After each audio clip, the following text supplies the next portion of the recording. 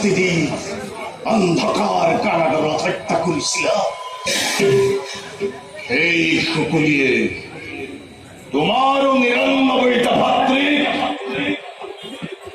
কুচক্ৰান্তৰে কাল চক্ৰত পেলাই নিধন কৰি তাৰ প্ৰতিজ্ঞা আখৰে আখৰে পালন। আজি মোৰ কৰ্তব্য শেষ।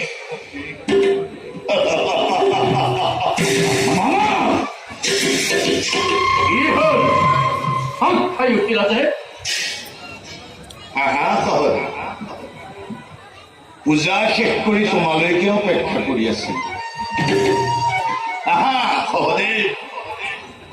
এই পুণ্য ক্ষেত্ৰ কুৰুক্ষেত্ৰত ভাৰতৰ ধূমকেতু মানৱ জন্মৰ প্ৰহেলিকা এই শকুনিৰ শেষ নিশ্বাসত কুৰুক্ষেত্ৰ ৰণৰ সামৰণি পৰক।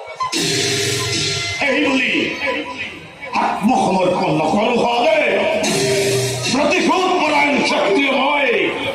Please like, comment, share and subscribe.